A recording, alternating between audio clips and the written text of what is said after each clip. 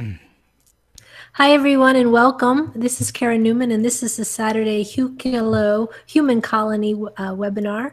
Today in our room, just to introduce everyone, we have Elisa, Alex, Christine, Don, Ian, Max, Reinhardt, and myself. And today Max is going to be channeling for us. But before we start, we're going to do a little housekeeping.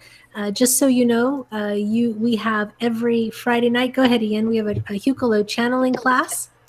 Sure. Every Friday we have a Friday at 4:30 Eastern time. We have a channeling practicing group, a Facebook page for it called Hucolo Weekly Channeling Practice. And it's a place where we get together and just in a safe environment and practice channeling and learn from each other. And we're having some great success. And it's actually a lot of fun. So Perfect. it's free to join. What does it cost? Free. It's free, right? Yes, it's free to join. And look forward to seeing you. Perfect. And how do you find the information? It's on Facebook under Hucolo Weekly Channeling Practice. Perfect. It's a group. Yep. Yeah, it's a group. It's a group, correct. Okay.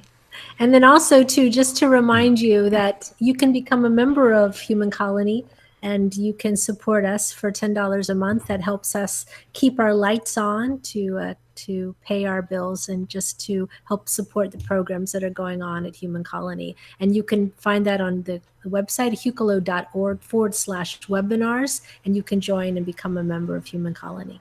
Also, just to let you know that there is a very beautiful book called From the Galaxy with Love, a Lightworkers Handbook that was written by Max Rempel. It is an interpretation of the channelings done by Jim Charles, and it is on Amazon under the name From the Galaxy with Love, a Lightworkers Handbook. You can have it as a Kindle version, also as a PDF download, I believe. Is that right, Max?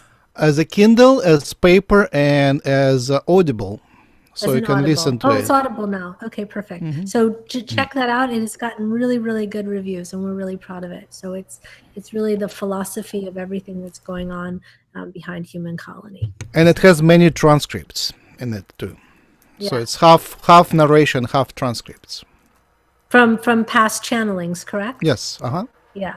Starting from what year? Was it from 2005 when?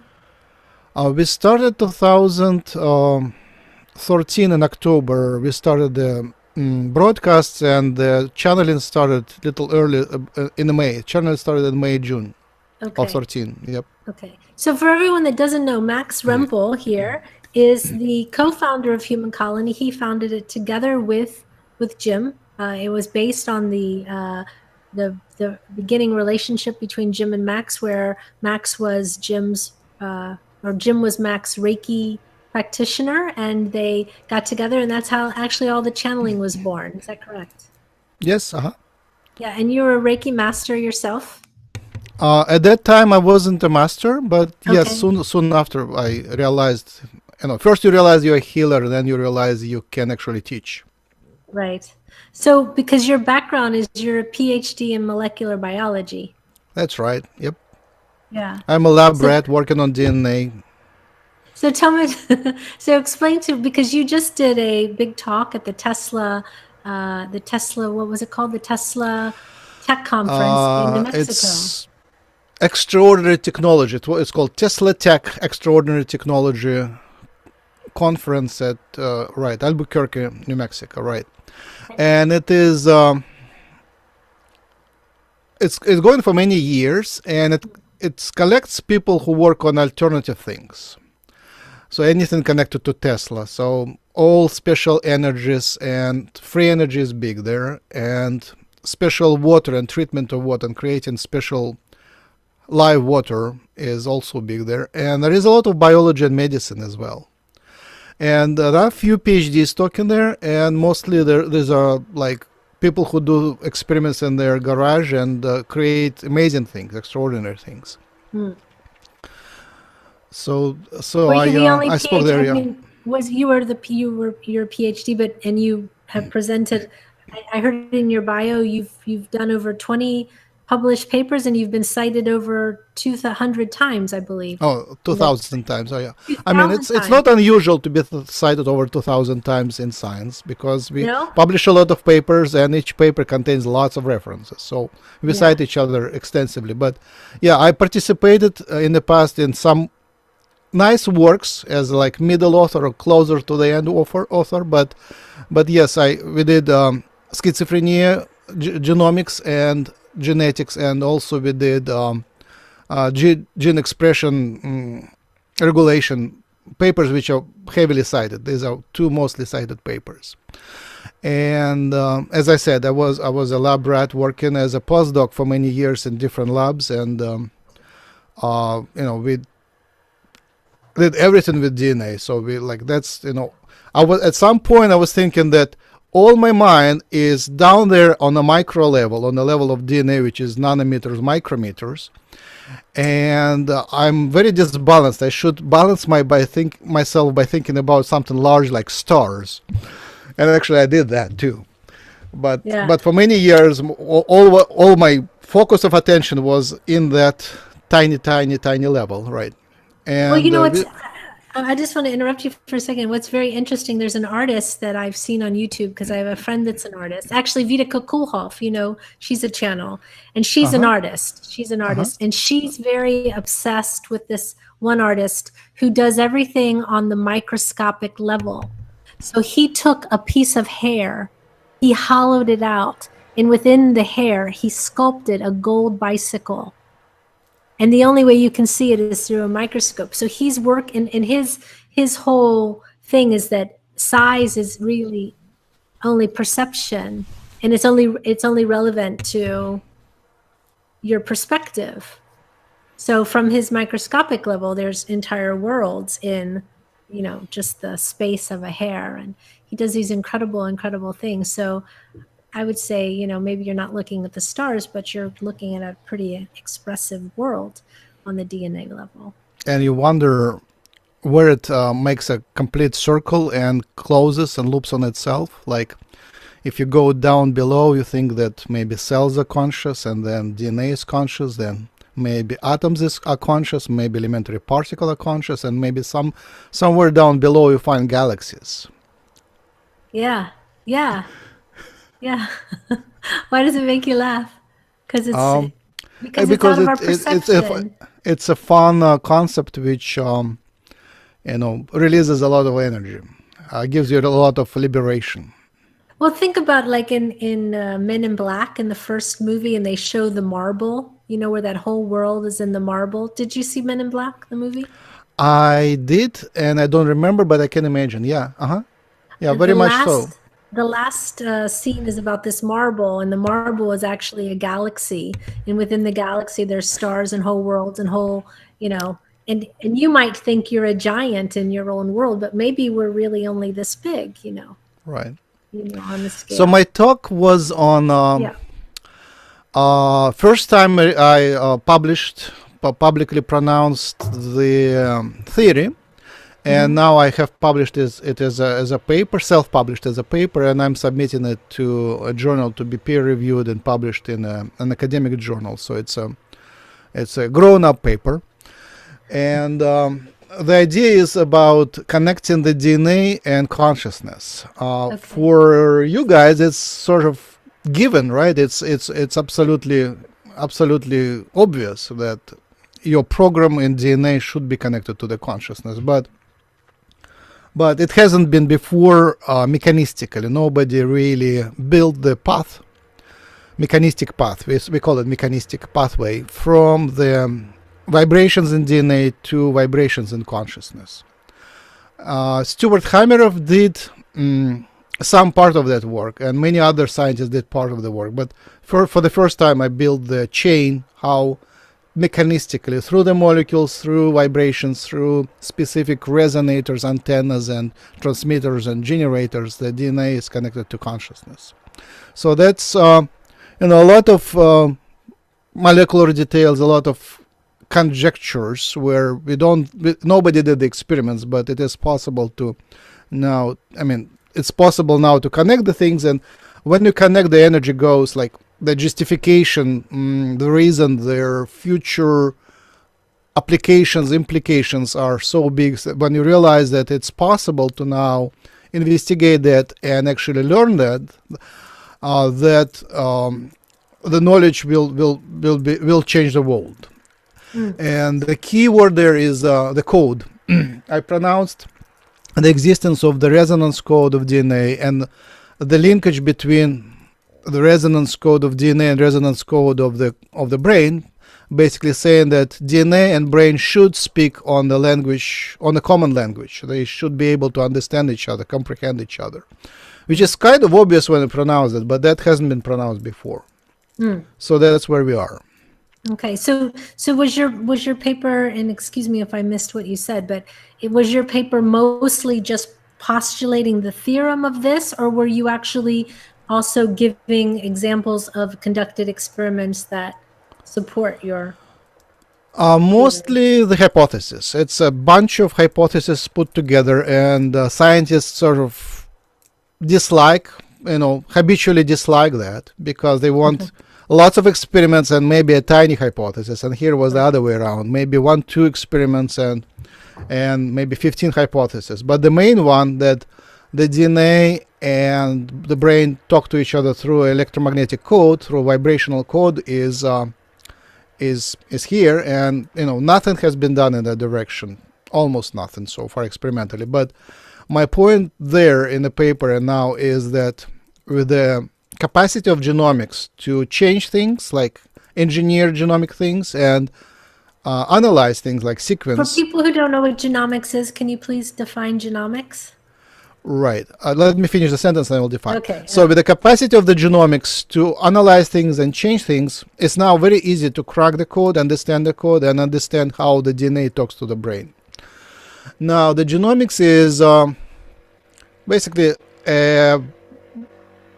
science and technology. It's an area in science and technology where people deal with genes, and genes are the units of inheritance. So we deal with inheritance, and now we know that it's this inheritance. We know for sure inheritance is written in the DNA, and DNA makes up our chromosomes. Every cell contains the chromosomes, almost every cell, and that's what it's transferred from the parents to children, the genes. So genomics is a fancy word. It evolved from genetics, but in genetics you basically look at inheritance, in genomics you actually manipulate and sequence it. So that's how we change it, and it comes from the idea of genome, and now we know the sequence of the whole genome, which is 3 billion units, 3 billion letters, AGCT.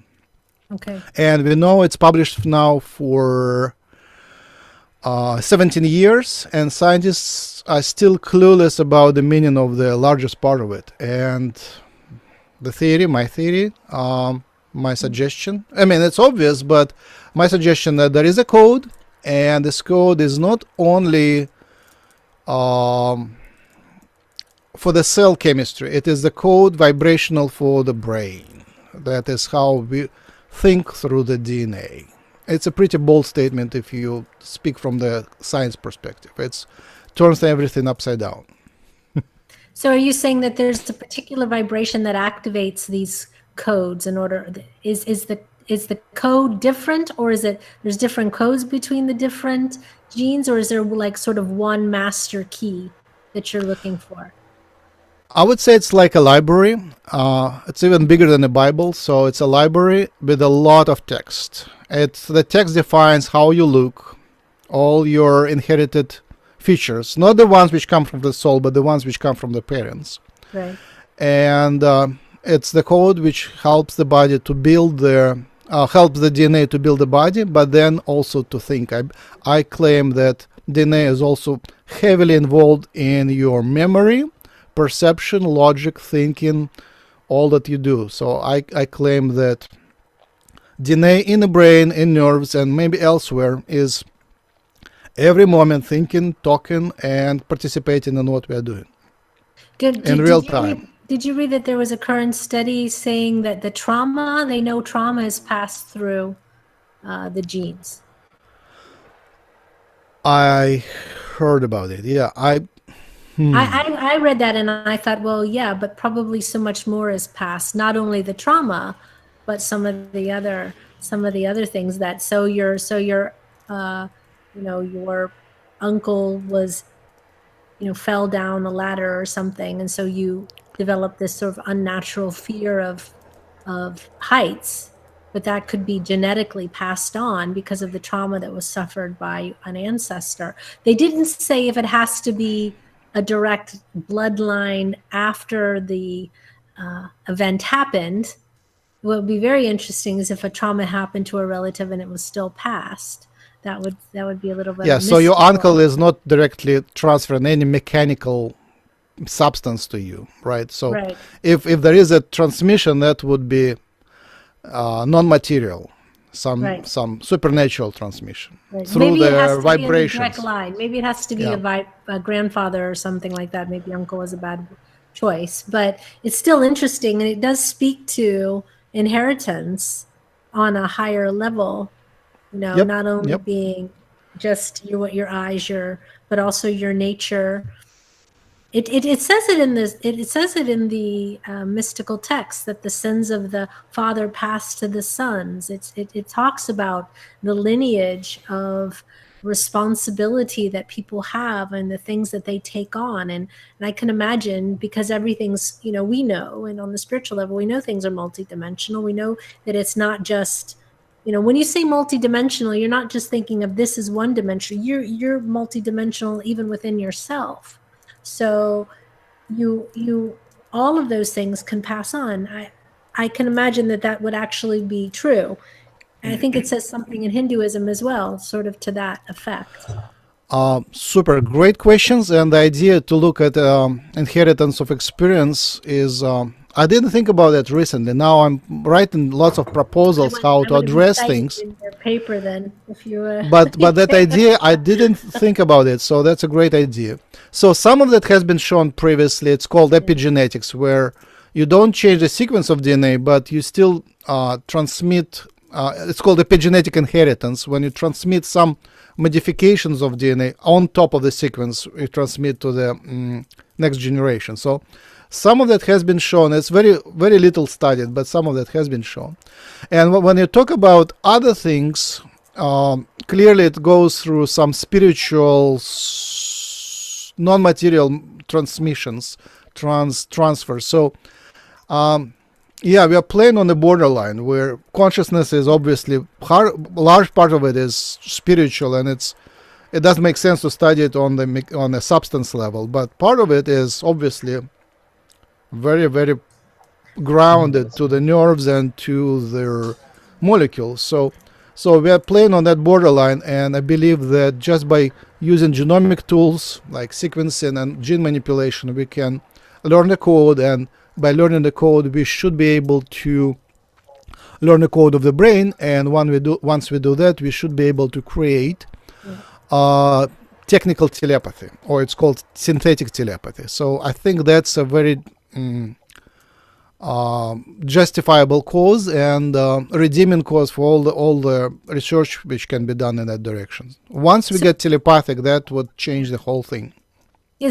But you're talking about a cellular level, but then you're actually then speaking about it being manifest in the sort of physical level. So how do you go from something that you propose is actually happening to now bringing it into you and I being able to utilize that to communicate telepathically? So basically, it's called electroencephalography.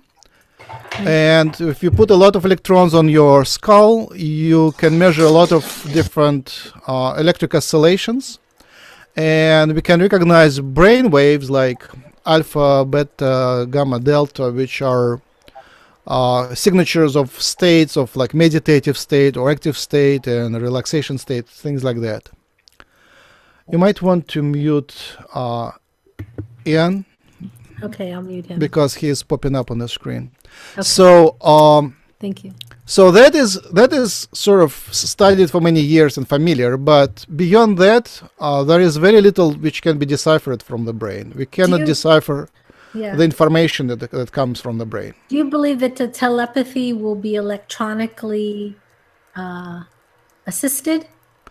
We will need some sort of telepathy device that amplifies our own. So some people have talent for psychic and telepathic connection, especially the new generations. Sure.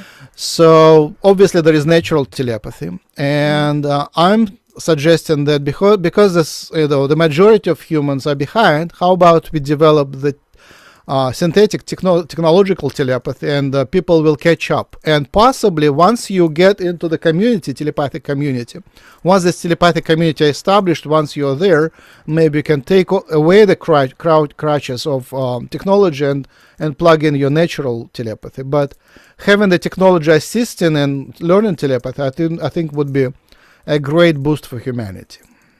Yeah. Maybe also too, if you think about, because what is the distance of telepathy? Do you know what I mean? Because within your body, you're talking on a cellular level, you're talking about microns or whatever smaller than a micron distance. And nanometers, yes. So you're talking about a very, very, well, if you're that small, it could be a great distance. It's relative, but from our perspective, it's a quite small distance. So would the machinery be necessary because of the proposed distances, or because the size of the wave would need to be a certain? Is it a great wave? Question? Absolutely great question. Yes, we don't know yet the nature of the waves, but we assume this is electromagnetic plus some sort of.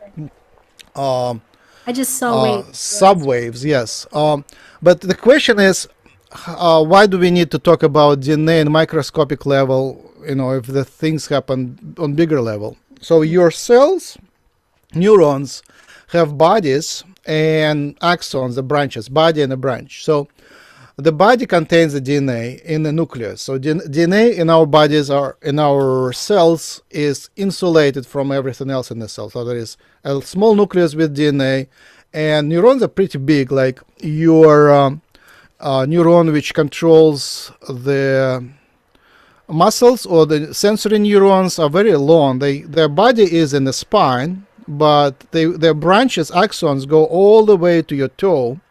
So it's it's like 2.5 feet long axon. So the main activity of neuron happens away from DNA. It's separated by large distance, like a foot, 2 feet. And in the brain, there is a cell, but axons go few centimeters, few inches away to another neuron and talk to another neuron. So until now, the scientists were mostly studying the electric transmission in axon, which is called action potential. So they studied that electrophysiology of neurons and see a lot of spikes, and they couldn't understand what the spikes mean, because they didn't even think there is a language there. But I claim that there is a language there, and a way to understand this language is to read the language of DNA, which is in the nucleus. And finally, I just proposed how the nucleus talks to this axon. There is a connection there through the waves. So in real time, like speed of light, or maybe a little slower, but very fast connection between the DNA thinking within the nucleus and axon sending electrical impulses to the other neurons. So I build that chain between the nucleus and electric transmission, electric spikes. And I'm talking about reading the language of the nucleus and reading the language, decoding the language of the spikes. And when we can understand what the language there is, we should be able to talk to the brain in its own language. Do the different axons only have a certain amount of communication? Like what I was just visualizing was sort of these verbal or non-verbal, but the language keys kind of opening doors, and there's only a certain amount of doors and a certain amount of keys that are possible. So is it like a feedback loop where the right stimulus has to be stimulated, and it goes, so say axon 1 only has 4 or 5 possible responses that it can generate, and then you've got to have the right input to get one of those responses, and whatever response that is, it sort of goes and triggers the right response. Is that correct or not? I wish I knew more, but I would suggest that there should be some frequency or some tone which opens certain doors. Yes. So when I work through my brain, when I need to remember something, I send certain vibration to the broadcast it through the whole brain and wait for the response. So that's my personal experience. I'm not sure if that is studied by neurobiologists. Maybe there is a little bit. I'm not aware of that. Yeah, and so it's not a textbook knowledge. How do they open the gates? Right. Well, it could. I guess that's what you will do. That's what you're proposing to do the study. That is too. Yeah. And the other question I have on that is, what about on a quantum level? Yes. There is it's called spooky action at a distance, and apparently there is action at a distance. It's called. Yeah, it's a new Einstein's quotation on spooky action in a distance. I have to read at a distance, in a distance, yeah. When two elementary particles, non-connected through light or through any other connection, they are linked together. It's called quantum entanglement, and when you change one particle, like excite one particle or do something with it, the other particle is also changed. So that's called spooky action at a distance, and apparently it is the basis for life, one of the main basis for life, foundations for life. Okay, so your next step then with this work, once you get once the paper's reviewed, you apply for grants for the actual. No, I already self-published it, so I can apply now. Nowadays, it's there is a few sites where you self-publish paper before submitting to the journal. So as soon as you get something written, you publish it, even as a draft. So I have my paper already self-published, and now I'm submitting to the journal just to get a stamp of peer review, and it would be like some of the funky borderline journals which are mainstream, but they still allow some hypothesis of that kind. And in parallel, I'm applying for funding, and my list of experiments which I propose, computational and wet lab experiments, is growing big, so it can employ lots of people, but at least some, I need at least some help. So we know where to start, and we can start economically, but there is a lot of work to be done on different fronts, and especially I think exciting are embryos, fish embryos, because in fish embryos there is a lot of wave activity which is not studied on genomic level. So I think that would be a great place to start, because they can see very easily. You can see if you mess up things with fish eggs. It's also because of the rate of development as well. And also, I like to work with organisms, experimentally with organisms which are far away from humans. So if we mess up some of the waves, we don't hurt ourselves. Okay. Oh, yeah. Yeah, that's a quantum principle right there, isn't it? Yeah, because, in my couple of my friends were really hurt when they shoot laser at human DNA. So you don't really want to do that. And I did also.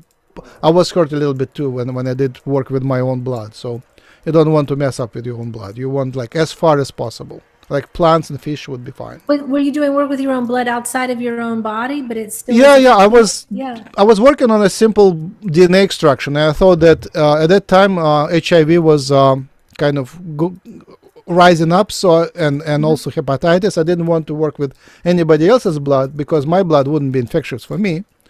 But then when I do experiments on my own blood, I felt sick, and I didn't realize until later that you shouldn't mess up chemically with your own blood, even if it's outside of your body. It's still quantum entangled with yourself. Isn't that interesting? That's really interesting. That's super interesting. So given your blood for analysis, which I will say you just gave a lot of credence to magical ritual. Yeah. Yeah. Maybe some of the blood analysis could be good for you. I'm not sure. I guess it depends on what you're doing to it. But all right. positive or So maybe negative. some people may benefit from giving their blood for analysis. But I mean, I'm not sure. considering you were working on a very small molecular level, then the effect was still on your own. Was a big effect on your full Your body. health, yeah, you get sick, yeah. Yeah. But isn't that interesting? So you don't need much. That's what I'm saying. Right, there is amplification, yes. Yeah. Okay. I mean, that's hypothesis. I didn't prove it on any. There is some research in that area. It's basically homeopathy research where you take a little bit, then dilute, and it becomes the vibration spreads. So, but on biological level, there is not much done. Well, I think it has applications in many different. My mind's going crazy now thinking about it. I was thinking about this. It might seem like a jump, but I don't think that it is. There's a wonderful comic book writer. His name's Grant Morrison. He's a very spiritual guy as well.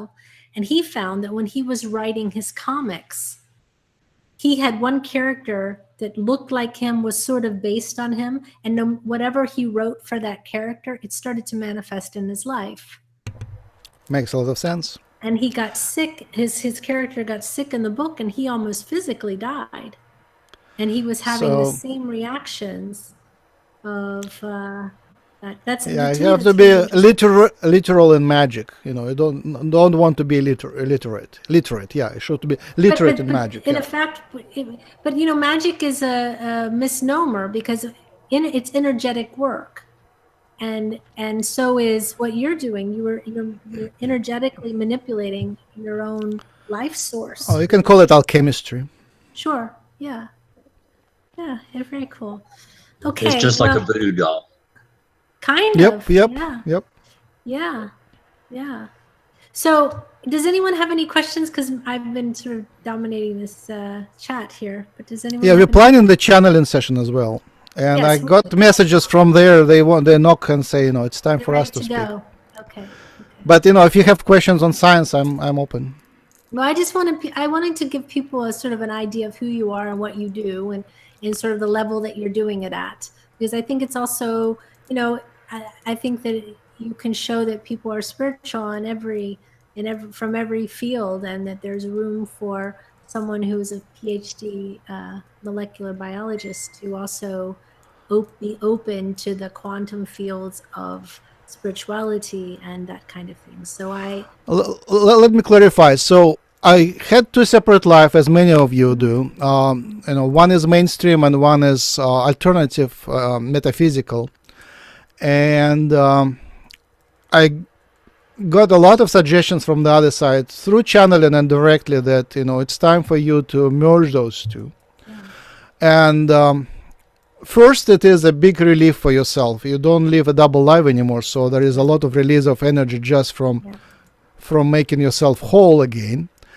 But also to do it openly on the public, you have to be positive enough. Because if you carry too much negativity, then you attract negativity from that. But if you are positive, then people who would, like skeptics, professional skeptics, and other people who would think that they can harm you, they kind of don't bother because you're invisible to them, basically. Right. If you're like all in light, love and light, even in chemistry, then they don't notice you. You are not their bread and butter. But if you become paranoid, then you attract them really well. So I know that from my own experience. See, that's also a very good lesson. Yeah. You want to know stuff, but you want to know stuff on the positive level. You don't want to be too paranoid. Yeah. Yeah, that's a very good thing to keep in mind. I recognize what you're saying about, I always said that I had 3 different lives. I had my music, I had my spiritual life, and I had my business life. And there was a period of time around 2010 where it just became time to integrate everything. And I think up until that point, up 2010, 2012, it was difficult to really integrate the things because the world wasn't really ready for you to be all of those things. So I think it's really good what you're saying. LilyPad had a question about what happens when you give blood and you're giving your blood and your blood is used in different ways. Is that affecting you? Or do you think it had something to do with the proximity of the work that you were doing? I don't think there are experiments showing that the distance doesn't matter at those things. It's quantum entanglement is not the distance doesn't matter for quantum entanglement. It's not dependent on distance, so it can be anywhere in the universe, and the particles will be still quantum entangled. So there is not much experimental proof that that there is anything, but just based on my personal experience and based on thinking on that, I would say some of the blood analysis could be fine. They might even benefit you because if they didn't, people would die and there would be some rumors. But people give blood analysis and blood for analysis, and they're getting better. So some people love diagnostics. Just the fact that good vision people look at you and your X-rays and all other imaging and your blood analysis, blood levels, and other things actually make you feel better very often. Otherwise, people wouldn't go and do that, which to me as a practical person was very strange. Like if medicine cannot treat anything, why would you even diagnose it, right? Right. There is so many things where medicine is helpless, but they still would diagnose you to a large extent and then say, sorry, we cannot do much. So, but people love to get diagnosis. So I'm thinking maybe diagnosis by itself is healing. So that's as much as I can say. But unnecessary blood work, I would say, experiment with it and feel empirically how does it make you feel, because you are linked to your blood.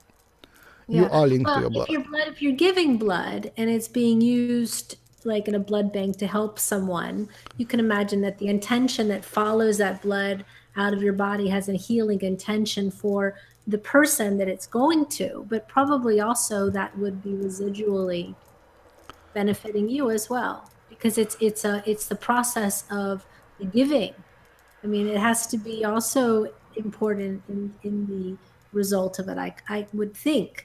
I would think too. Yeah, I mean, if you give it to other people, there would be some angelic protection for that.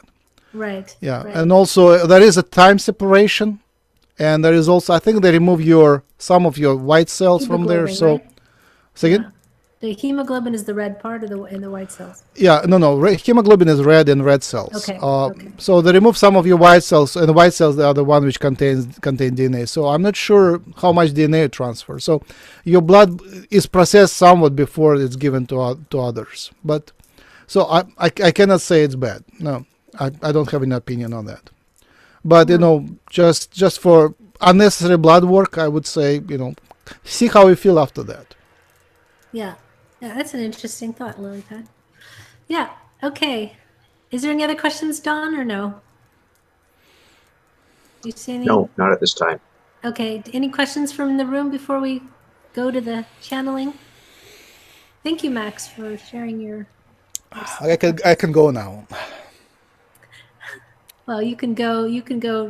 Yeah, and bring the channeling. I will bring Yogananda, but if you want someone else, I can invite them so the energy is here, so I can kind of Yogananda and I can link to that energy. Okay. All right. We'll see how it goes. We'll see how it goes. We're ready when you're ready.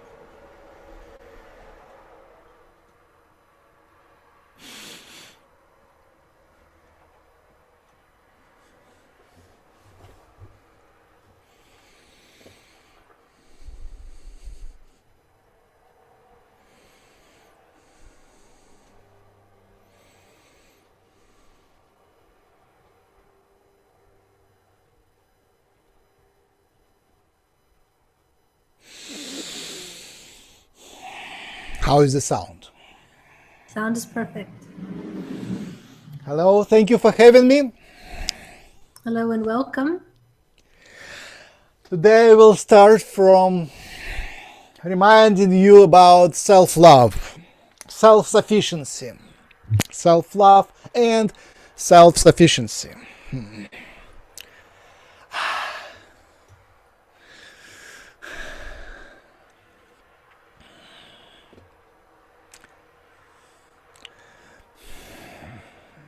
When you come to this world,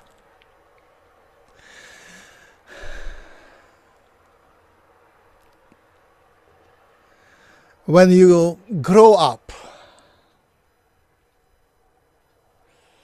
you lose some of self-sufficiency. You are being taught to be dependent on others. As a child, you've been taught to be dependent on others and to give some of yourself to others and delegate to your parents and others and teachers the responsibility for yourself and the right to be right, the right to be strong, the right to judge, the right to evaluate. You delegate to others the right to evaluate yourself, to judge yourself, to qualify yourself.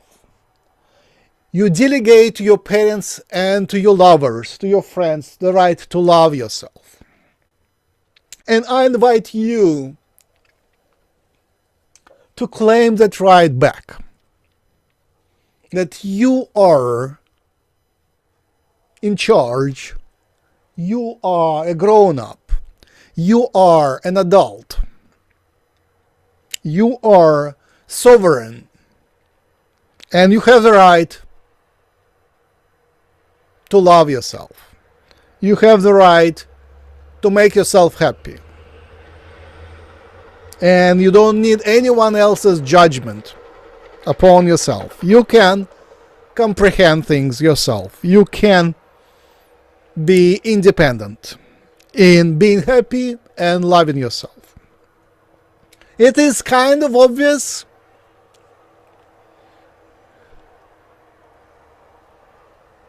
and at the same time it is not. Many of you, by design, by culture, by your personal history, are used to look for evaluation, look for praise, look for justification from others.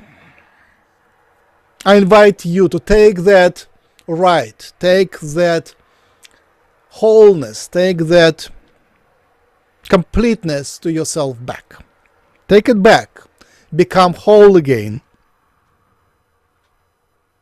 And sometimes you take it away from humans, but you give it to God. And I invite you to take it back even from God. Don't look for justification, direction, guidance from anywhere but yourself. Be complete, be whole. Because God wants you to be whole. We want you to be complete. We want you to be equal. Complete and equal and independent on the judgment of others.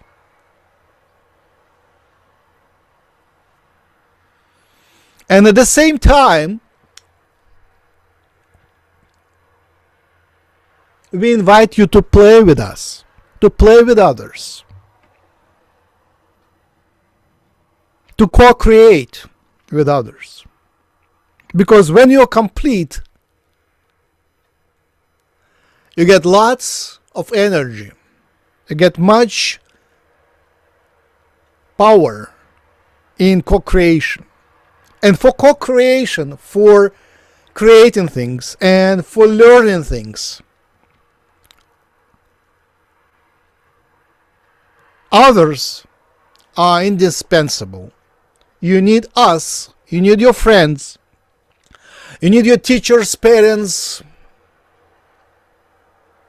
God, to co-create.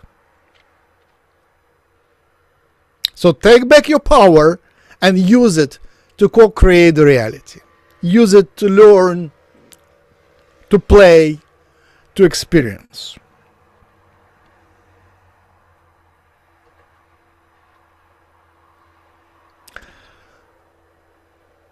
Let me try to condense it in a simple form.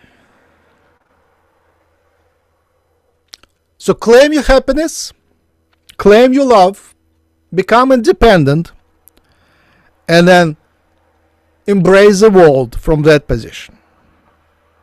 To learn and co-create.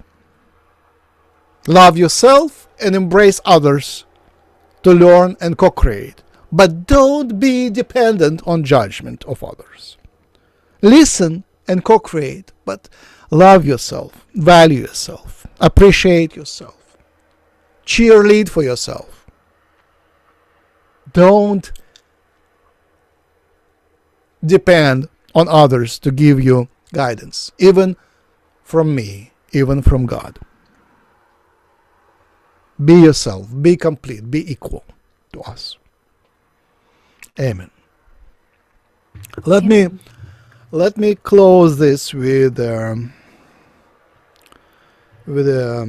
little chant. Allah haya haya haya haya haya haya hum haya haya haya haya haya haya haya hum haya haya haya haya haya haya haya haya hamma hamma haya haya haya hamma haya haya haya hamma Allah hayya. I invite conversation, I invite co-creation. Thank you. So you're talking about making yourself complete and reclaiming your power, but how? How does one do that? Just a sec.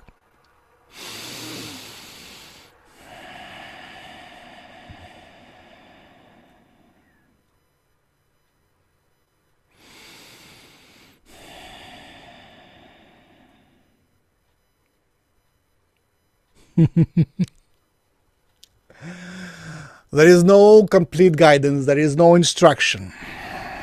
It is just an invitation, and then you have to walk the path yourself. The idea is step by step, or just at one enlightenment you can do that. Some would walk a long path, and some would do it at once. Just take it. Just intention is sufficient. Intention is sufficient. You see, now you are a formula with a lot of tentacles, a lot of connections to outside. Looking for love outside, looking for appreciation from outside, listening to outside for their energy. And if it's not from humans, then from earth, from spirits, and from God. Looking for energy. And now I invite you to take all of that inside and convert yourself into the new shape. It is like a transformation from a caterpillar into a butterfly, or any other transformation of that range. Just change your nature from taking energy from outside into taking energy from inside, because you have everything. You are a vortex with access to all powers in the universe. And through your experiences, through the choices you made, through your contracts, you gave away a lot of your power and became what you are now. I invite you to take all this power back, all this love back, all this appreciation back, and become a whole. And enlighten yourself in this way. You are entitled to be everything. You are entitled to be the creation. There is no prohibition for you to be the creation in this body, in this life, to be whole and connected to all energies in the universe. There is no prohibition. It's only your past history and only your inertia which prohibits you from becoming fully empowered. And then If you want to do it step by step, then love yourself, appreciate yourself, cheerlead for yourself. And then from that position of energy, share it with others, co-create with others. Forgive all the traumas. And when you forgive the traumas, the energy which was taken away by the traumas, the blockages are resolved, and the energy is yours again. So reconnect, reunite with the universe in a way that it is all you, it's all your power, it's all your co-creation. There is nobody outside, it's all you. And from that position on, you still can play in this body, in this life, by co-creating this life in a better way, making it first harmonious in yourself and then harmonious with others. Right. That was you answered my question before I had it, because my question was, how are you, based on the conversation I was having with Max about parts of yourself being manipulated outside of yourself, or I started thinking about in the shamanic tradition of reclaiming pieces of your soul that get lost or get removed. And you're saying that the healing of the trauma replaces those pieces. Is that what you're implying then? Yes. Let's do it now. Let's do this a little 1 minute meditation or whatever it comes. Perfect. So place your palms on your heart, and you will be healing yourself, your trauma. You will be healing yourself.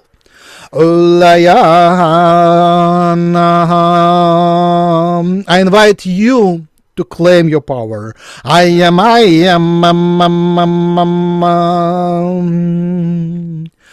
You become your parents. You take them in. You take their power in.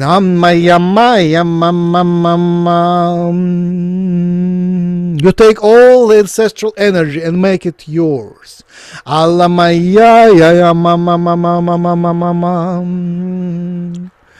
You claim all the energy of the humanity.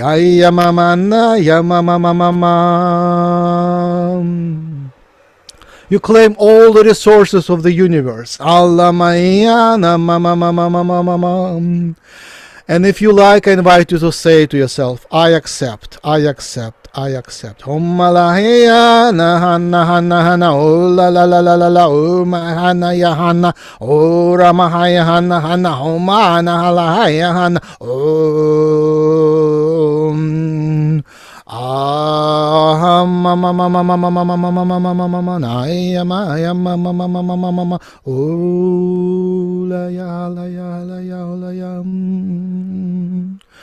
with that, the meditation is complete. Thank you. Thank you. Thank you for accepting this. Thank you for offering. There is a question in the chat, if I may. Oh, thank you. It's from 𝗪𝗧𝗧, and she says, I'm learning to love myself. I was told I need to connect to my higher self first. Is that true? Can you give me some advice? She says, I'm learning to love myself now because I hardly had love as a child.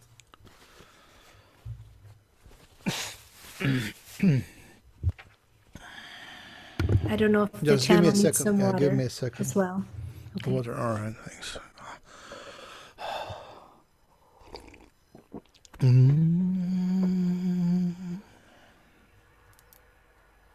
Shall I ask the question again? So there is No. Okay. the way to solve this is by acceptance, by realizing you don't have to force yourself into anything. You realize, you accept that you are your higher self. If there was a conflict between you and your higher self, dissolve it, heal it, realize, awaken to the idea you are your higher self. You are your past and future incarnations all together. You are one. There is no separation. Unity, harmony.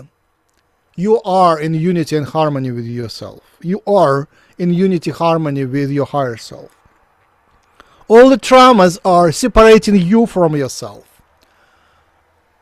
All the trauma of this life is separating you from yourself, fragmenting different part of yourself. You are used to say, a part of me wants to do something, which is true. It is an illustration that you are fragmented. There is a part that wants to do one thing, and there is another part wanting to do another thing, and there is a lot of parts which are afraid. You're fragmented by traumas. You're fragmented by learning, by schooling, by the school of life. Now we invite you to heal this trauma by accepting all of you, all of yourself, healing all the fragmentation and becoming one. Realize when you become one, you don't forget the lessons.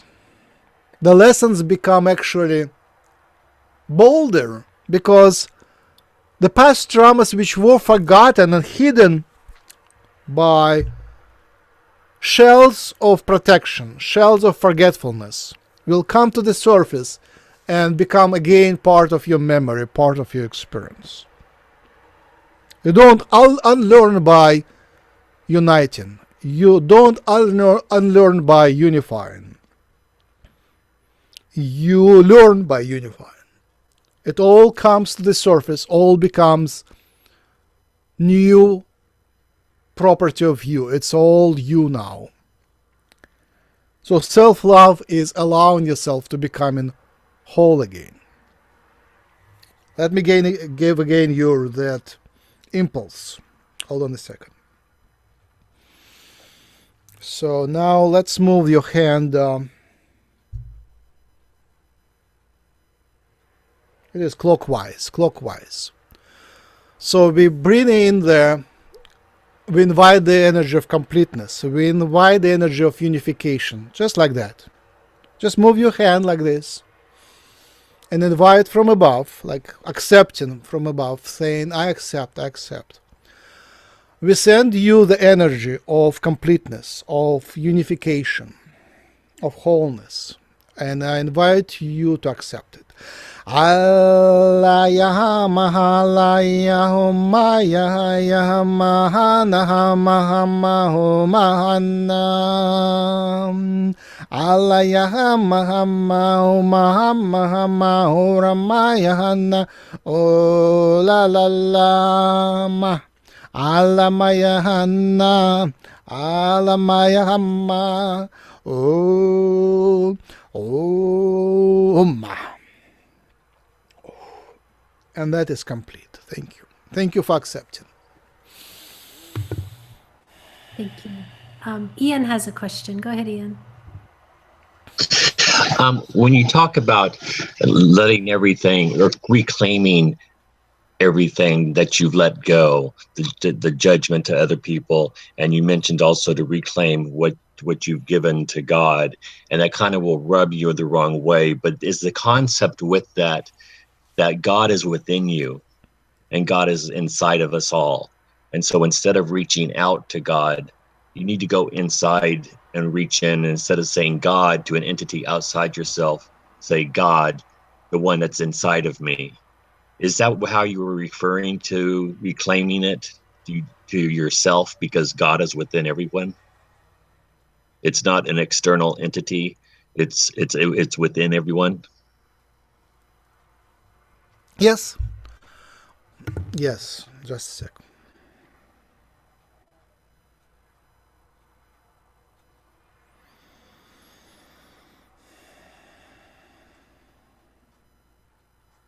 You see, God doesn't call himself God. Goddess doesn't call herself goddess.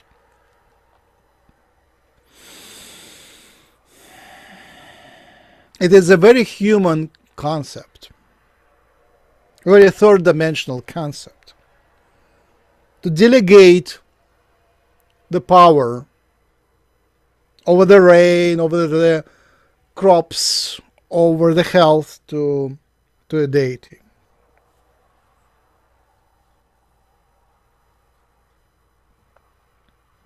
And because the deities, because gods, because creators ask for help, they give help. But then they want you to raise to their level and become equal.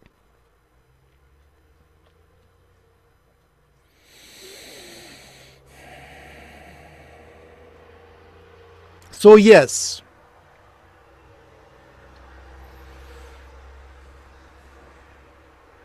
find the creator inside yourself. Unite with it and become equal. And take the responsibility for yourself. Take the responsibility for your lessons. Take responsibility for your well-being, for yourself being loved, for your health and healing. There is nothing outside of you that can heal you, give you resources, or do anything for you. It's you that you're doing yourself. That's the point. Anything in your experience you're doing yourself. And God becomes a friend, a co-creator,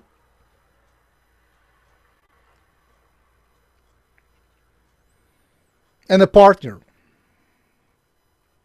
in co-creating your experience and co-creating their experience. Your experience becomes shared between you and others. Yes, so that's the main message. Find God inside yourself and make it a friend.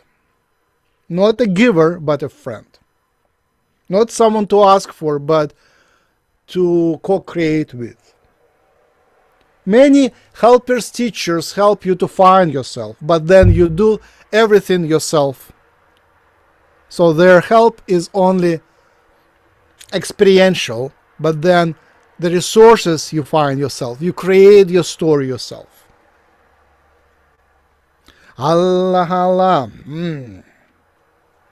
So we invite you to claim yourself, claim the resources, claim your health, and harmonize yourself first, and then play with us in this creation. Om Malahaya Om. Thank you.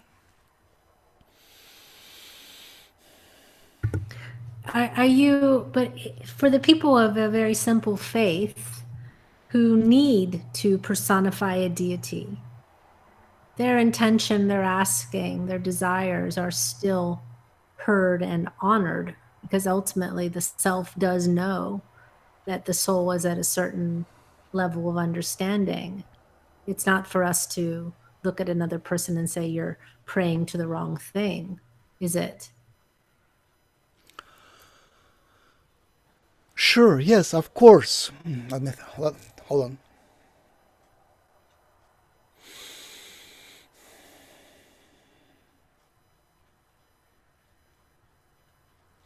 Nothing has to change outwardly. It's only inner perception that changes. Right. Their deity on the picture becomes a friend. And it's not that the deity heals you. You heal yourself, and the deity is a friend who gives you a hand in self-healing. It's not that the deity gives you wealth. You give the wealth to yourself. You give the resources to yourself. And the deity gives you as a friend who gives your, who shares your experience and watches you and experiences their co-creation with you, and you co-create together. But that piece of paper that separates you from the image is a mirror, and they are in you and you are in them, and that separation through the piece of paper that signifies the deity, or the screen of the computer that signifies the deity, is just a mirror. you mirror each other. So that's the recognition of equality. Even though you are here in a dream of the physicality and they are there in a dream of non-physicality, it's just all an illusion. It's all an agreement, a play, a drama, a theater. It's all a dream, and you are one. You are united. That separation is imaginary. Do you said that the non-physical is also a dream? Of course. Yes. I mean, if you put a gradation of reality, both dreams are real in a way, and both dreams are unreal in a way, and physicality is a little bit less real, and the spirit world is a little bit more real, but both of them, of course, are dreams.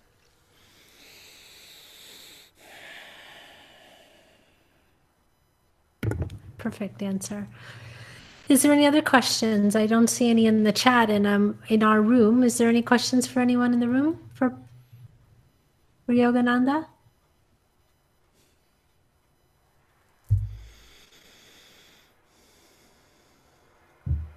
Just give everyone a moment in the chat as well to ask if they have something. Christine would like to know, what is a dream?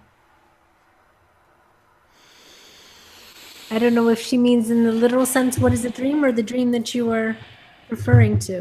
What do you mean, Christine? What he's referring to. Like he's saying everything's a dream. Well, just what is a dream? Thank you. My cat wants to know too. Thank you.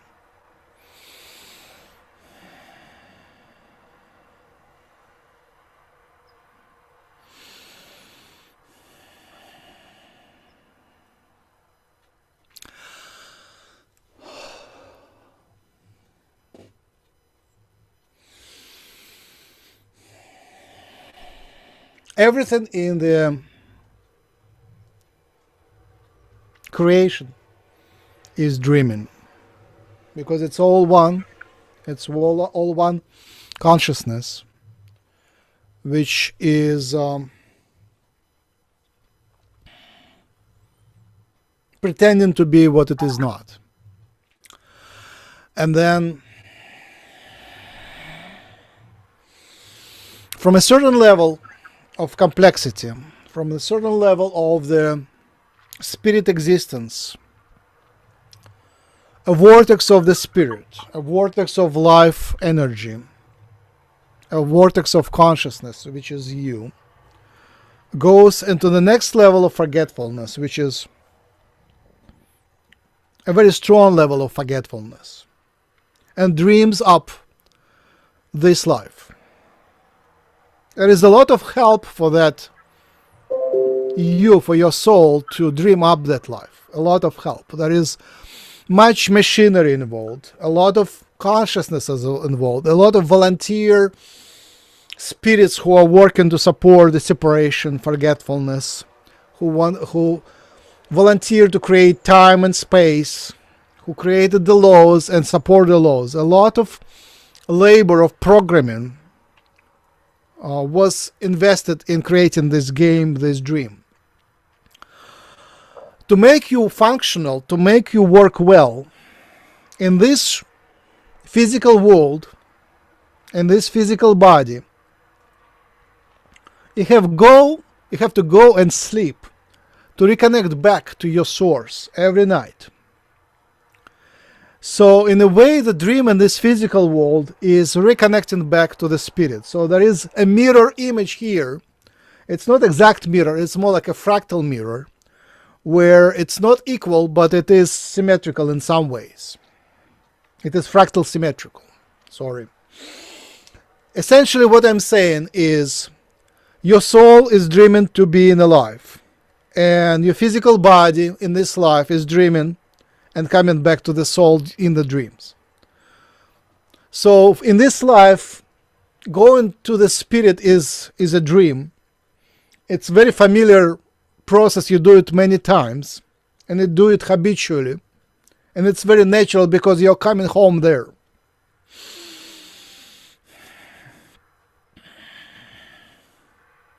But every other existence, every other experience in a way is also a dream. It is transforming from one state to another on certain conditions and on certain rules, and experiencing something else, something new. Just a second.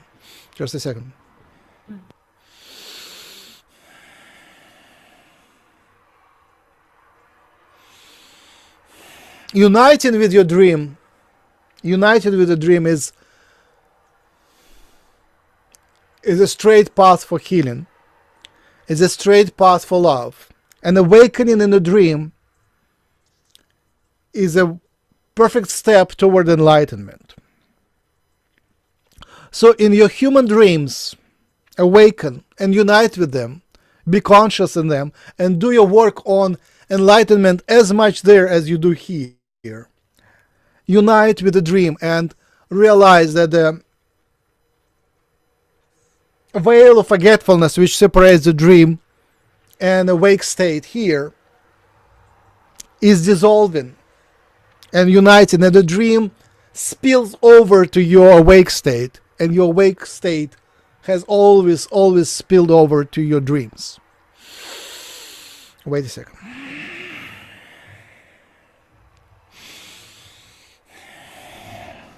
And as you do so, awaken to the realization that this life is also a dream. The veil is unreal, illusory. And the veil between the awakening and the dream will dissolve as well as the veil between this world and the other worlds. You are existing here and there at the same time. You are occupying many levels of existence. So I invite you to reunite with your dreams and reunite with yourself in other levels of existence. That makes you whole again. That claims your power, and that makes your game of co-creating this dream more harmonious, more healthy. And you become a full-fledged co-creator of the reality. That joining of you and us, joining of you and creator, joining of you and other creators is an invitation, and this joining, this unity, this unification is the ultimate goal, and it will make us very happy. We invite you to join us in co-creation this way. Om mama mama mama hom mama mama maula ya hanna hola om manahaya ora Allah hanna hamma manahala nahamma. And thank you for asking. Thank you. There's a question within the chat from Trinity Safira. She's asking, and I know the answer to this question, but I'll ask you. It says, do the Indian deities that many chant to hear and respond to all the chants, for abundance, for example? Please also explain the science of chanting. Does repetition move matter along with intention?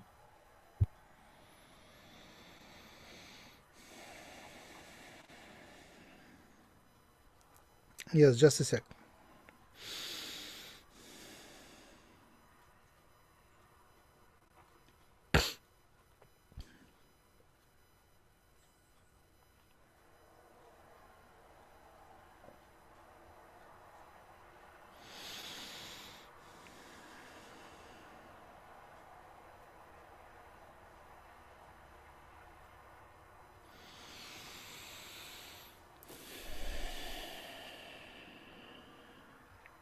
Yes, absolutely. You already answered all the questions, both questions you asked. Yes, The deities are real. They are absolutely real. They are even more real than you are, than this life is. And yes, they do help, absolutely. My only comment here is that when they do help, it is you. You unite with themselves. You yourself unite with them. And then you remember that you carry an aspect of them. You are co-creators. You are mirrors of each other. You are fractal mirror images of each other. By uniting with them, you discover their power within yourself. And then when they help, it is you that help yourself. And the chants, yes, absolutely, chants are also a memory, also a brick, a construction brick of existence, a construction brick of the dream, a pattern. You remember the pattern of creation. You remember how the creation was created. You remember how this world is built upon multiple vibrations. And you memorize, you recall their words which created this reality. And when you recall the words which created the reality, and when you tune into that frequency, you tune into that chant, and you could create this chant, you remember, you become part of the tribe of creators, and yourself as a co-creator, you are allowed to change some aspects of this creation. And then you do it yourself. So yes, use the chant, recall the chant, find it within yourself, and chant from your heart the song of creation. And with that chant, you unite with the creation. And as you change yourself, you change the outer and inner manifestations. You change the manifestations of the outside of your skin and inside of the skin. You change your health and you change the world. You are entitled for that. The only thing you need to do is to reclaim your power and tune in into your creative capacities. Ola la la ha la ho la ya hora hora hana ola mahaya ha mahora hayana mala o maham ola ya hana hala hana. Thank you.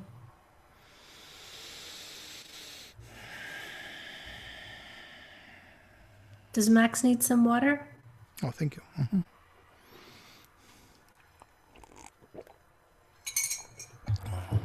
TV has a question. Can you unmute yourself, El, or not? If not, I'll ask the question for you. I don't know if she can. All right, I'll ask the question. She says, how can we separate our dreams from the astral projections we experience? This goes back to your question, talking about dreams with Christine.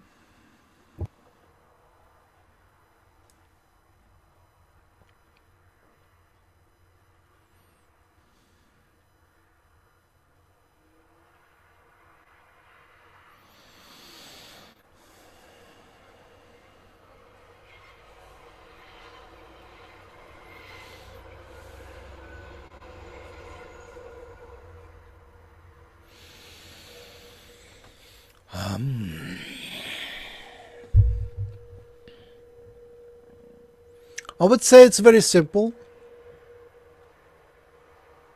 So the dream world is not necessarily the world of your awakened life. It is, you are allowed to go in many levels of creation which are beyond the physical. And astral projection is usually when you allowed to come back to the physical, to the same level of reality, to the same version, to the same timeline, to the same life in your dream, and observe and sometimes even carry messages and communicate, but usually only observe. The physicality is built upon many vibrations by many entities. It is a game area for many souls to play. It's a creation of high complexity. And as any creation, it has walls and borders and veils and separators. There are rules and laws, and normally this physical matrix of physicality is protected from too many people coming back through astral projections and peeking into that reality where not supposed to. There are rules to play, but as the physical reality becomes upgraded these days, this prohibition is waived once in a while, especially if there is a reason for that, if it is serving some positive purpose. So when you astral project,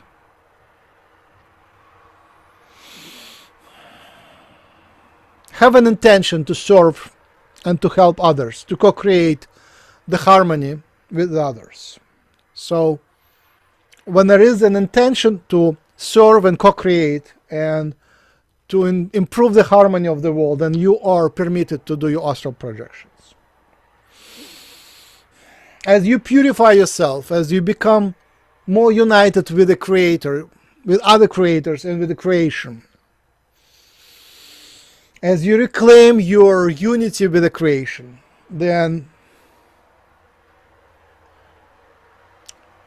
you become more able to astral project and to bring back valuable information in your physicality.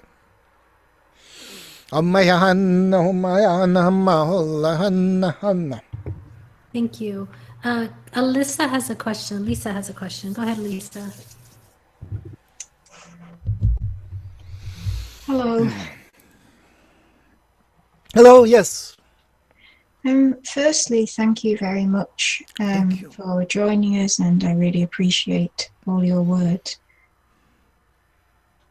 Thank you.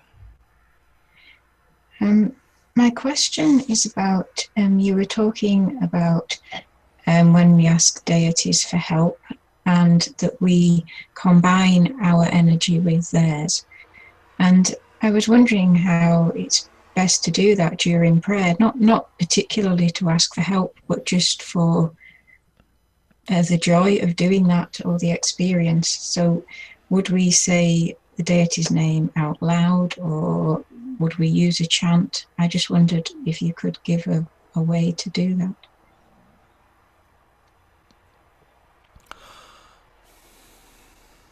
Thank you. Give me a second.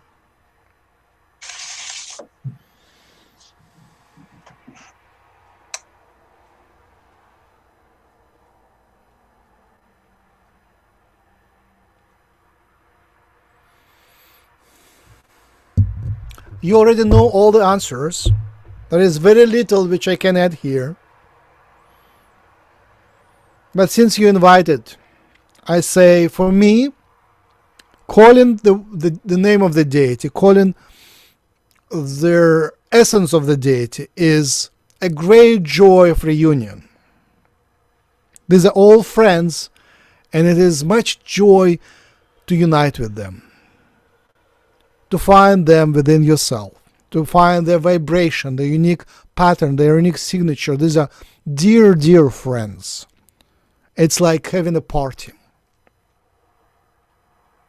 So you welcome them as a friend. And sing a song to unite your vibration harmoniously with their vibration. And it is a joined chant, joined song where their signature unites with your signature and creates a joint signature.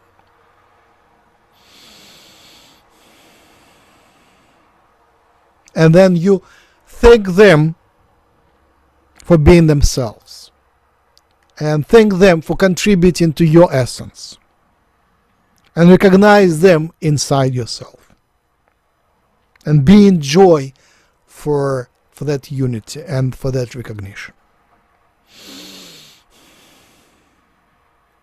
And then carry that unity, that friendship, that love, that marriage with each of them in every second, every moment of your consciousness. Dance the dance of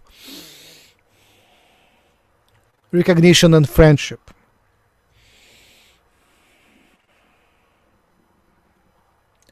Dance the dance of harmony, of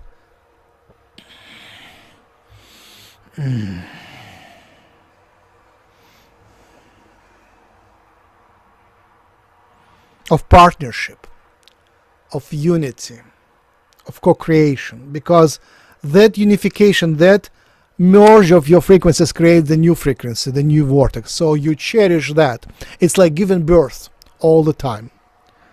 You unite your frequency with somebody else's frequency and create something new. So it is thanking them for co-creating something new and cherishing that new, cherishing that friendship. So it's like holding a flower and carrying it carefully through your life. And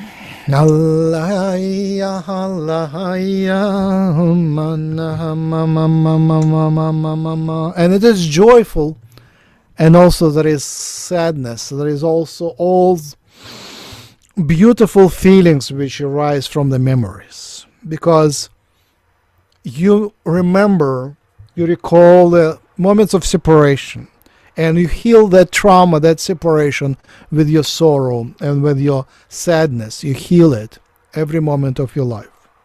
You carry that unity, and that unity, the new harmony, heals the past and heals the existing disturbances and distortions. So that prayer, that chant, that dance of unity, it is also self-healing and healing their distorted creation and harmonizing what needs to be harmonized. So it's a creative process which can be done only by you together.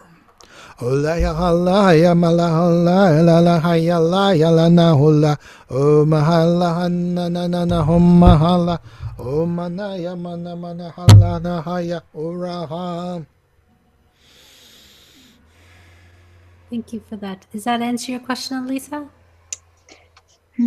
Yes, that's really great. Thank you. Thank you. Okay, Trinity had a follow-up question, Saphira. She says, thank you for your answer from before, but please explain, she doesn't say but, she says, please explain also how one gets enlightenment. Meditation plus what? She says. She asks. Okay, give me a second.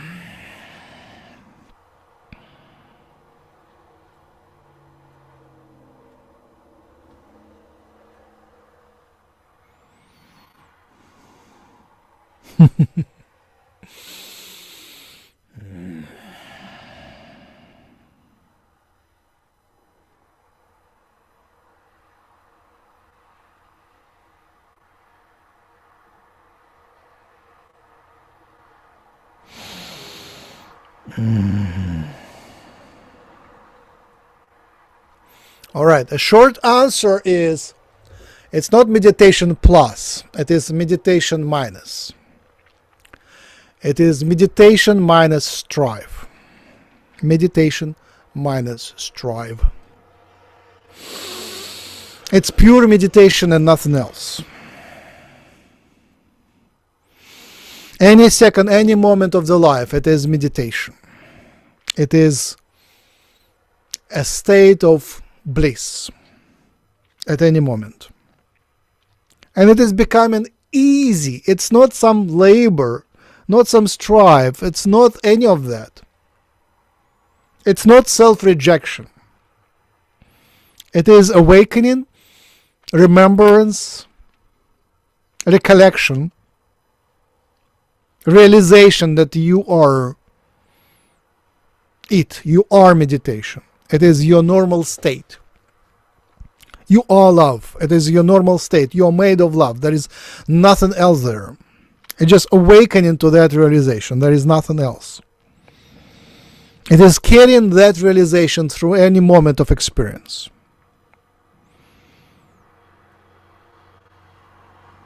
It is like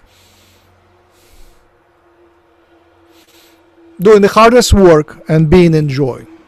Doing the dirtiest part of your life and being in joy, and still remembering that you are it. Everything, any evil, any dirt, any danger, any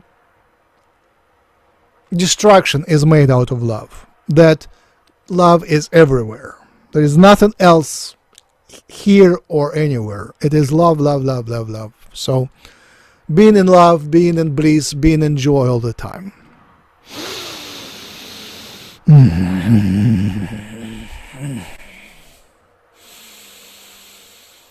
It is just awakening to the joy of it. Awakening to the joy. You are just realizing, I am joy, I am love. There is nothing to be afraid. And if there is anything fearful, if there is any lack of anything, just look a little closer and recognize it's love and joy there. It is made out of joy, because there is nothing else in the universe. Love, light, and joy. There is nothing else. So you embrace it and harmonize it. Bring harmony to everything. Harmony, harmony, harmony. So it is meditation of harmonizing the creation by uniting with it and making it part of you. Gently, with sorrow, with love, with tenderness. Tender healing of everything. There is nothing that can destroy you, nothing that can spook you, nothing that can harm you. It's all love, and you are it. You are it. And you recognize love there and welcome it, and recognize a flower there and blow your love onto it, and the flower starts to bloom. So that's what you do. You blow your love onto everything. Like, and it's there. Sing your song and let it grow. Permit it to grow. Let it grow. Let it grow into beauty. Allah Yahumma Yahumma Yahumma Ola Yahumma Lahaya Rahana Ola Yahumma Unahana Ola Mahayahana Ola Harayahana Om. Thank you. Tarek has a question. Go ahead, Tarek. Thank you.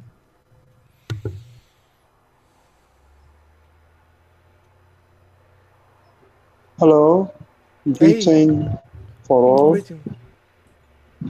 I would like to talk about the chanting.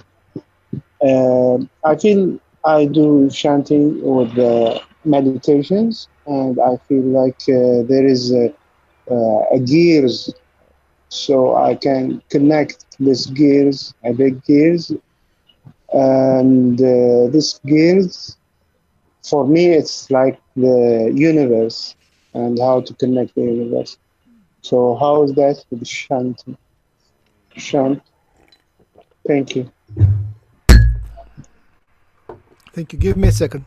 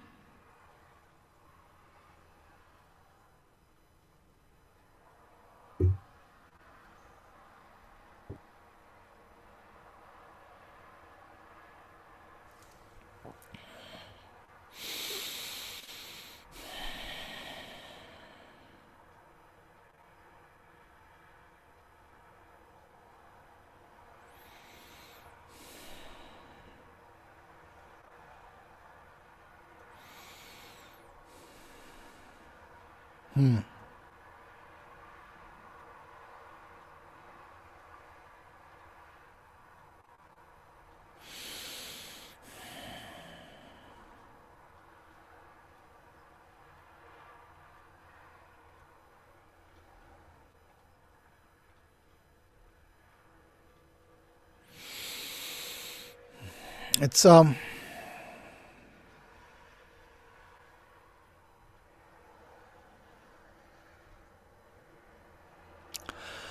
right.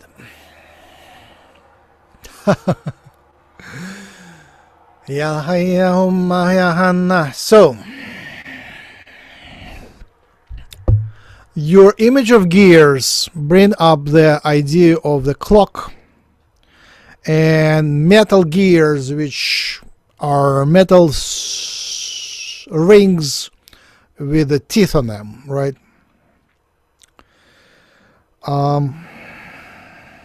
So how do we correct that image to the more like, how does it look in their spirit world?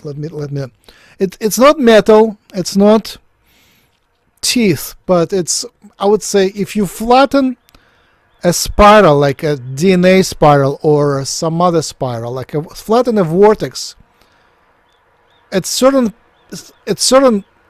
if you look at the vortex from the end of it, from the tip of it. Let me explain it just a sec. Imagine a tornado,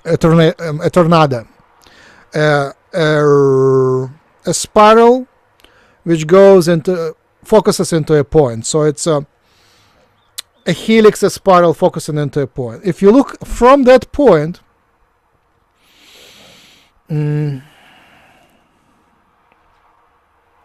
with certain transformation, you can see the spikes on that circle. So it looks like a circle with a spike. So from that perspective, yes, it looks a little bit like a gear.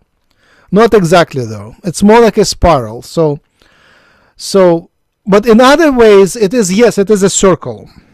It's a lot of helical spiral structures, which from certain perspective look like circles. And it's more like a solar system where you have planets circling the sun. And it's a lot of helices and a lot of actually words and symbols and numbers all merged together in harmony, creating a beautiful multi-dimensional, it's not three-dimensional, it's a multi-dimensional matrix. So it's beautiful in many ways. It works, it's alive and conscious, and every vortex is alive and conscious. And in many ways, yes, it has something to do with time and something to do with creating the space and time of the physicality. And in this way, it also communicates with the idea of the gears and the clock, but that clock works more through spirals than through gears. The best way to relate to it, I would say, looking at the nature and the plants, especially underwater plants. Yes, there is a lot of waves and sounds there, and it's all exists through the waves and sounds. It all grows and naturally evolves. So it's a beautiful image. It's right. It's better to express it in poetry than prose. So let me try that. Oh, the rainbow goes and circles, creating the vortex of the universe. And it sings the songs of love. They sing the songs of love, creating with everything and anything and everyone and all together. And it is one and many at the same time, circling and circling, vibrating and oscillating, and shining with intimate love, tenderness and beauty. And creating through love multiple, limitless, unlimited number huge number, beautiful numbers of limitless worlds and universes, each of them being a fractal, being a mirror, being a copy, and also being a brother and sister, being a child and father, creating the copies and generations of the worlds, creating each other, blooming and always in love, being made of love and being made of the initial sparkle of life. It creates many souls, many minds which merge together in bliss and co-create together. By singing this song, by chanting this song, you unite with this beauty, we unite with this matrix, unite with these universes, and share with them your love, and discover that they're all part of yourself, discover them in yourself, recognizing them, and seeing them as brothers and sisters, children and parents. And you feel their reconnection, you feel their reconnection and unity, you reunite with them. And this is a great reunion which is brought up by your chant.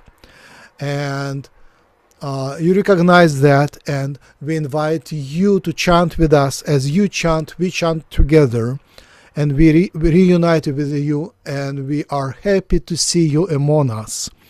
And when we see you, we are becoming one, and when we become one, we co-create something new, and we thank you, and we thank us, and we thank the creation for allowing that experience. Amen. Holayana humma, holahayana humma, oramayana humma, humalaha, humma mama mama mama mama mama mama mama mama mama mama. Thank you. Thank you. There's another question in the chat from Safira. She is asking, where in the spirit world are you? Can you explain your environment? What do you do with your time there? Do you meet with Jesus and other spiritual leaders regularly?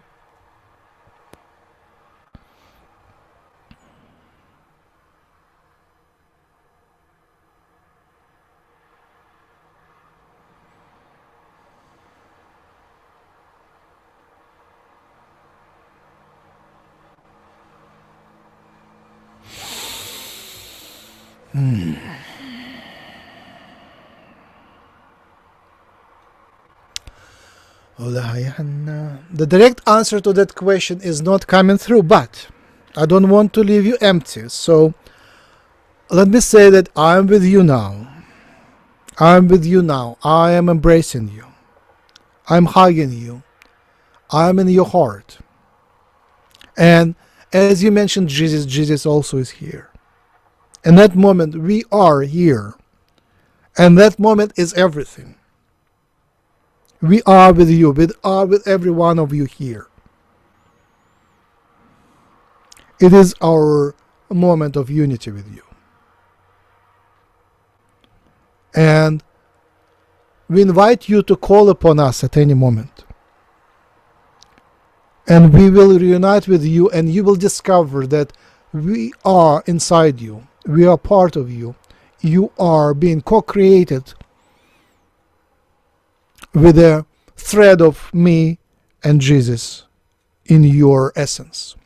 That's why we can connect that closely. So find us within yourself, and find all what you mentioned within yourself. It's all there.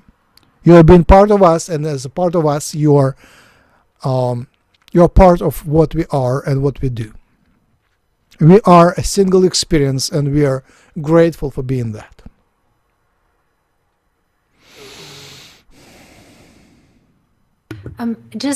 Elisa would like some clarification. Elisa, why don't you ask your question out loud? Hi, thank you. Thank you. The advice about how to connect with deities was fantastic. Thank you. And I just wondered, do we connect with God and, for example, archangels in the same way? Is it again about uniting our energy with theirs?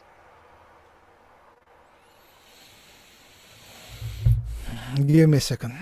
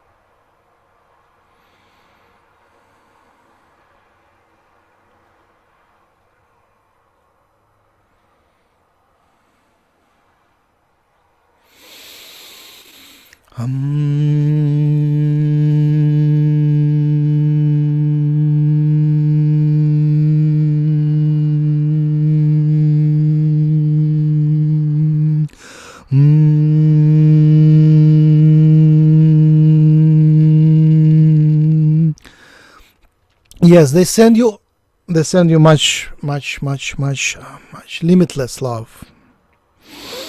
Yes, they are inside of you. Yes, they are part of you. Yes, looking inside and discovering them within you is the way to go. They are thankful for bringing them up. Their personalities are yours. They are happy to be with you. And they are helping you to co-create your reality. So, for whatever reason you want to bring them, invite them, and they are there. And the archangels, the angel realm is welcome in connection with you and with every one of you. They are here and they are welcoming the unity. There is very specific work they are doing, and recognizing that work within yourself and volunteering for that work is bringing their tears of gratefulness in them. Yes, in any way you want to connect, just look inside, it's there. And it is not serving them, it's not serving God, it's serving no one. It's serving no one, it's not serving, it's friendly co-creation, that's it. Friendly co-creation, it's your play. When you're whole, when you realize your wholeness, that's what you do. There is nothing else to do other than play. So it's playing together, working together by just sharing your energy, sharing your vibration, and giving birth to new vibrations, giving birth to new harmony. So that's the formula. Inviting them to unite your personal unique vibration and their personal unique vibrations to give many births to new harmonies. Ola ya ma ya ya ya, ola ma ya ya, ola ya, ola ya la la ya, ola ya la la ya la la la la la la la la la la la la la ola. Hold on a second. There is a it's, I think it's called, just a second. They're giving you number 8 or infinity sign. So vertically it would be number 8. Just make the sign together with us, and then we'll put it horizontally, it would be infinity sign. Allah ya hum, Allah ya Allah, Allah ya hana, ola hala ya hala, hala ya na, ola hala ya hala, la la la ya, ola hala la ya. Now turning it, making it horizontal. Allah hala ya mara, ola, ola ya, ola ya, ola, ola hala, ola ya, ola, ola hala, ola ya, ola, ola hala, ola ya, ola hala, ola la la la la. Oh la la la la la la la, oh la la la, oh la, oh mana, oh la hala, oh la yahana, homa homa. We're all grateful for that question. Thank you. Thank you. I don't see any other questions in the chat. We have about 10 minutes left, so I'm wondering if we should do a meditation? Do you feel all right to continue, or are you ready to slow down? Yes, it's a good time to wrap up, and I invite galactic languages and blessings from everyone. I will close after that. Okay, if anyone in the room has a blessing they'd like to do, just please put a 1, or just put your name in, say me in the chat, and you can do your galactic language as a closing. If no one does, I will do one, but please go ahead.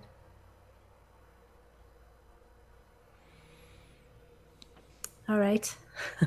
I don't see anybody saying me, but feel free to type it in. Okay, Elle, you go first, Elle. Go ahead.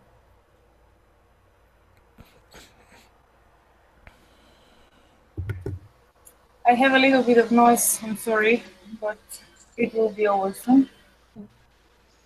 Can you hear me? Yes. Yes. Go right ahead.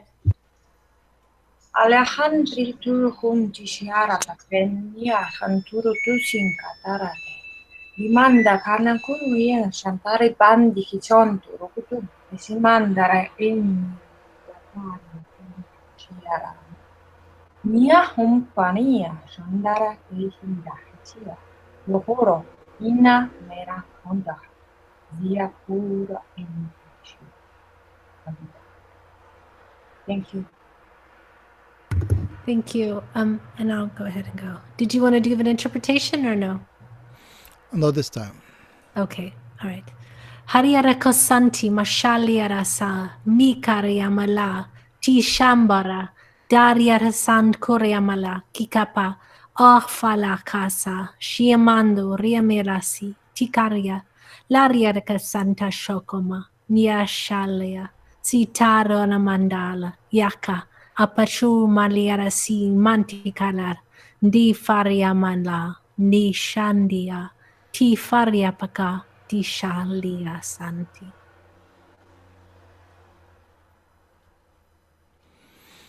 Any more blessings, languages? I think that's it. Or at least anyone else? Okay. No, I think that was it.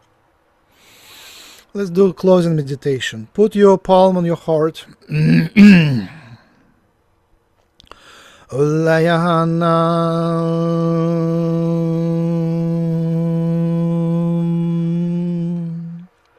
The intention is to make this webinar complete and to charge all of you, to self-charge all of us with harmony and unity, with ultimate love, with ultimate energy, ultimate prosperity, ultimate abundance, ultimate light. Oh la la la yahanna huma hanna huma.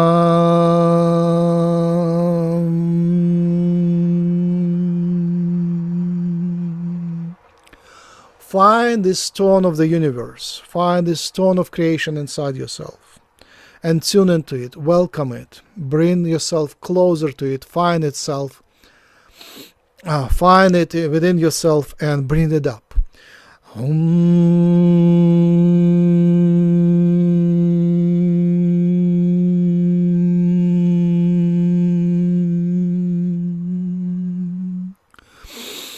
Welcome it, embrace it.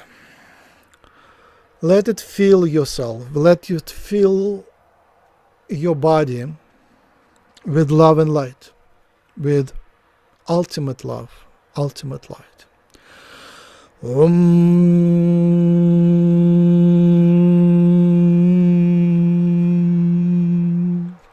Feel your DNA harmonized. Feel the double helix becoming perfect. Feel the energy of the past generation, saturating with love your DNA, saturating with love your atoms, your elementary particles, the vortexes of your body, all saturated with light, all becoming harmonized, all becoming perfect.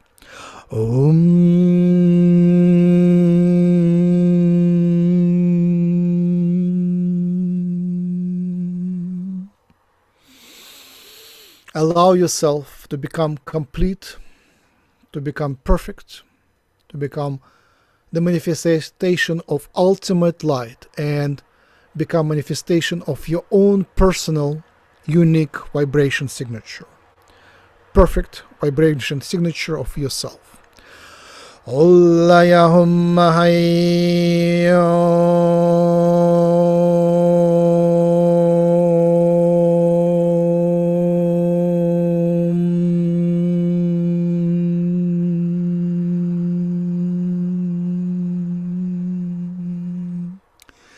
And after we complete, I invite you to bring this energy to others, co-create, to play with others as equals. And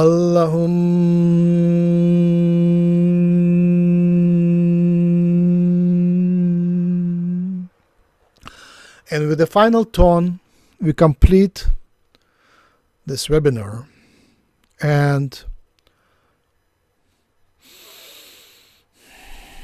we reunite with ourselves and become complete.